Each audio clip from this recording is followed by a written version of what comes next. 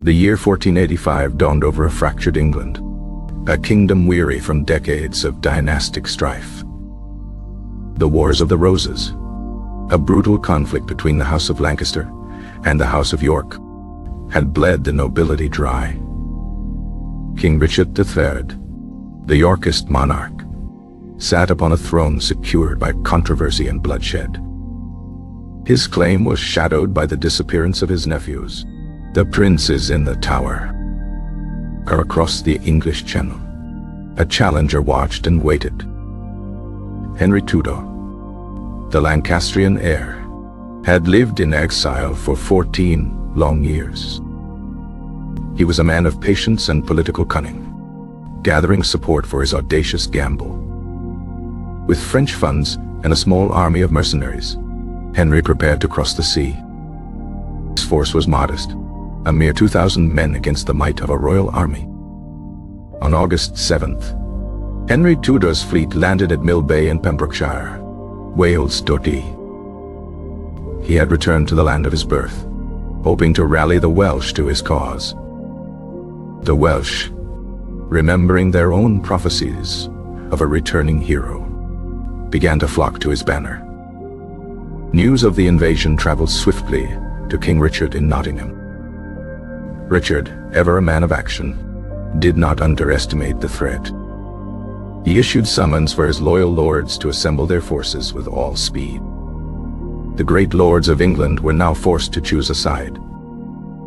The most powerful of these were the Stanley brothers, Lord Thomas Stanley and Sir William Stanley. Lord Thomas Stanley was Henry Tudor's stepfather, a connection that made him deeply suspect to the king. To ensure Stanley's loyalty, Richard took his son, Lord Strange, as a hostage. This act of coercion placed the Stanleys in an impossible position. Henry's army marched northeast, its numbers swelling with each passing day. Richard, meanwhile, assembled a formidable army at Leicester, the heart of his kingdom. His force numbered around 10,000 men, a vast and intimidating host. It included a powerful contingent of artillery, a modern and fearsome weapon. The king himself was a renowned warrior, eager to lead his men from the front. On August 21st, the two armies were close, camped near the small market town of Bosworth. Stanley forces, numbering some 6,000, camped separately, their intentions a mystery to both sides. That night, Richard was said to be plagued by nightmares, visions of his past deeds. Henry, by contrast, spent the night in prayer and planning with his commanders.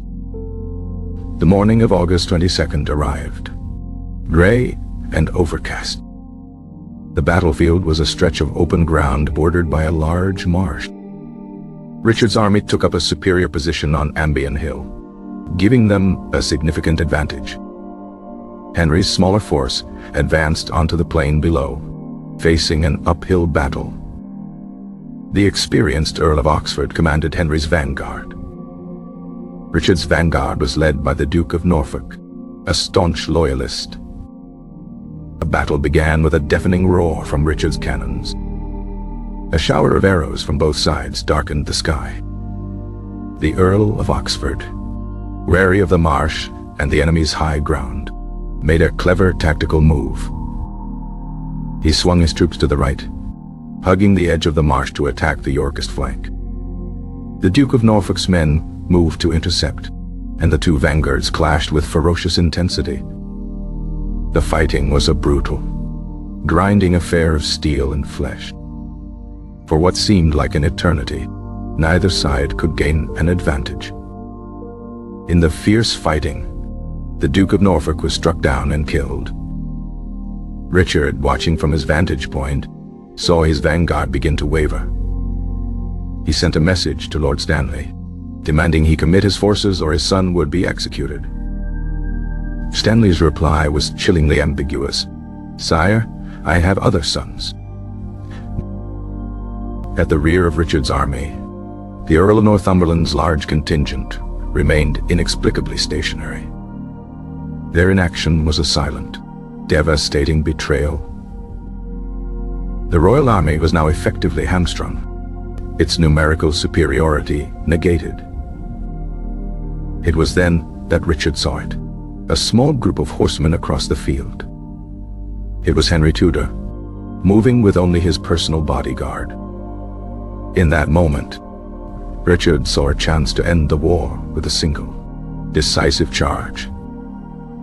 It was a move of incredible bravery, born of sheer desperation.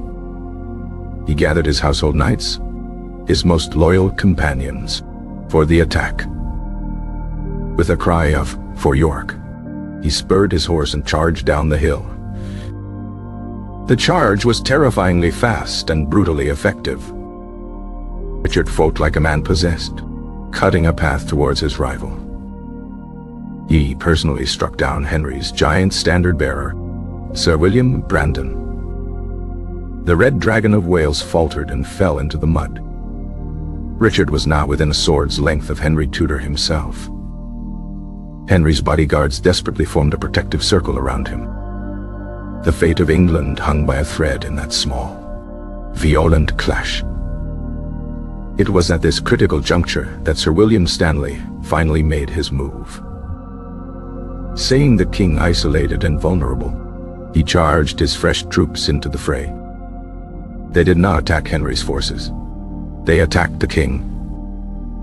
Richard's small band of knights was suddenly overwhelmed, swamped by thousands of fresh soldiers. The king's horse became stuck in the marshy ground and was slain. Unhorsed, Richard refused the chance to flee. He fought on, shouting treason, treason, until the very end. A flurry of blows from poleaxes and swords finally brought him down. The last English king to die in battle had fallen. With their king dead, the Yorkist army broke and fled. The battle had lasted a mere 2 hours, but its consequences would last for centuries. Legend says Lord Stanley retrieved Richard's crown from a hawthorn bush. He then placed it upon Henry Tudor's head, proclaiming him King Henry VII and new dynasty. The Tudors had been born in the blood and mud of Bosworth Field. Richard's body was stripped, slung over a horse, and taken to Leicester. It was put on public display to prove that the king was truly dead. He was later buried in an unceremonious grave at Greyfriars Church. To solidify his claim, Henry VII moved to unite the warring houses. He married Elizabeth of York, the eldest daughter of the Yorkist, King Edward IV. This union was symbolized by the creation of the Tudor rose. The red rose of Lancaster and the white rose of York were merged into one. The Battle of Bosworth marked the definitive end of the Wars of the Roses. It also signaled the end of the Plantagenet dynasty, which had ruled England for over 300 years. The Middle Ages in England were drawing to a close. A new era of Renaissance monarchy, stability, and centralized power was beginning. The Tudors would rule England for the next 118 years, a period of profound transformation.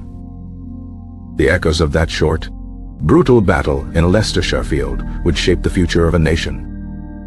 The political landscape of England was irrevocably altered by the outcome. Loyalties that had defined a generation were shattered and reformed in a single day. The power of the old, voiding nobility was deliberately curtailed by the new king. Henry VII established a new kind of kingship, one based on administration and finance rather than purely on warfare. The story of Richard's betrayal by the Stanleys became a cautionary tale. Northumberland's failure to engage his troops remained a subject of intense debate. Was it cowardice, confusion, or a calculated act of treason? The battlefield itself became a place of legend and historical pilgrimage. The death of the Duke of Norfolk was a heavy blow to the Yorkist command structure early in the fight. Oxford's disciplined command of the Tudor forces was a key factor in their survival. His decision to form a tight, wedge-like formation protected his men from the worst of the cannon fire. Richard's reliance on a single, decisive charge was characteristic of his warrior nature. For a few heart-stopping moments, his gamble almost paid off. The intervention of the Stanleys was the final, crushing weight in the scales of fate. The aftermath for the defeated was brutal and swift. Many of Richard's closest allies and household knights died alongside him. The battle's legacy was cemented through Tudor propaganda. Shakespeare would later immortalize Richard as a monstrous tyrant, a portrayal that endured for centuries. The physical reality of the battle was one of mud, sweat, and terror. The sound of the clash would have been a terrifying cacophony of noise. Archers loosed their arrows in coordinated volleys, each seeking to break the enemy's resolve. The foot soldiers, or infantry, bore the brunt of the close-quarters fighting. Cavalry was used for shock tactics, to break enemy formations. Henry's French mercenaries were professional soldiers, a solid core for his army. The Welsh contingent brought passion and knowledge of the terrain to Henry's cause. Richard's army was a more traditional English feudal host, summoned by their lords. The concept of a nation was still being forged in the fires of such conflicts. For the common soldier, the reasons for fighting were often as simple as loyalty to their local lord. Survival was the primary goal in the brutal chaos of the melee. The victory of Henry Tudor was far from certain at the start of the day. It was a victory secured by a combination of luck, enemy betrayal, and bold risk-taking. The Tudor myth-making machine began its work almost immediately. They painted Henry as the rightful king, chosen by God to end the turmoil. Richard's 2-year reign was retrospectively cast as a dark chapter of tyranny. The discovery of his skeleton in 2012 brought a new wave of interest to the story. The evidence on his bones told a story of a brutal death in battle. It confirmed the accounts of him being surrounded and cut down. Reburial of his remains in Leicester Cathedral offered a final, dignified end. The tale of Bosworth continues to fascinate because it represents a pivotal turning point. It was the end of one world and the beginning of another. The personal courage of Richard, even in defeat, is undeniable.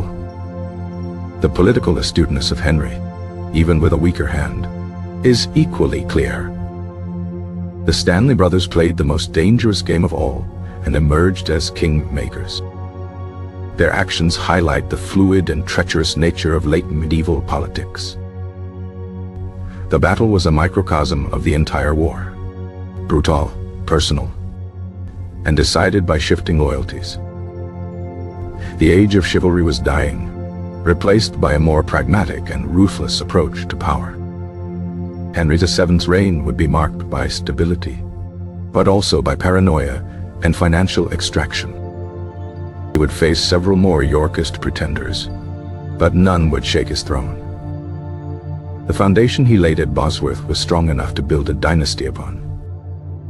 The final charge of the last Plantagenet king was a blaze of doomed glory.